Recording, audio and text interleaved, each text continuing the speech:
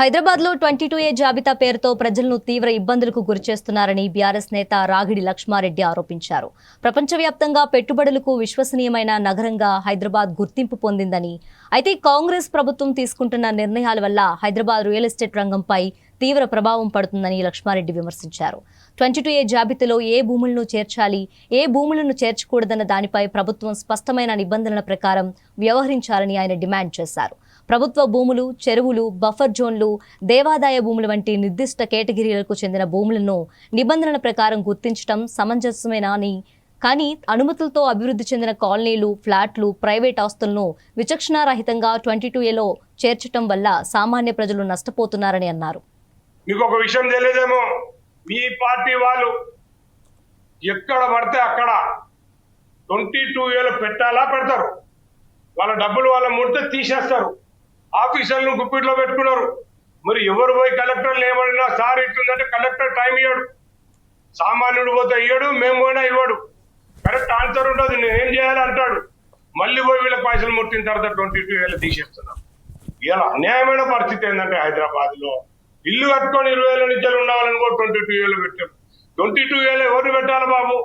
మీరు ఒక్కసారి మంత్రి గారు, రెవెన్యూ మంత్రి గారు, మీరు బిజీ ఉన్నట్టుంది, మధ్యన సంపాదనలో బిజీ ఉన్నారు, పోస్టులో కూడా చాలా బిజీ ఉన్నారు. మంచిది, సంతోషం.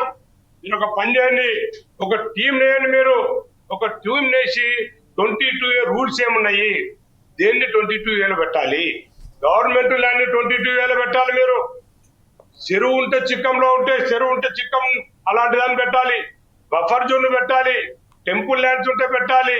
ఇంకా మీకు ఏ ల్యాండ్స్ పెట్టాలి అనేది మీరు తెలుసుకోండి ఒకసారి. మీరు ఎవరు పెడితే వాళ్ళు మీరు 22Aలో పెట్టి పెద్ద పెద్ద బిల్లులు పెడుతున్నారు, మరి 1 month లో తీసేస్తున్నారు. దాని మతలబేంది అంటే మీకు ఏమన్నా హైకోర్టు ఆర్డర్ ఉన్నట్టా, లేకపోతే మీరే కోర్టా?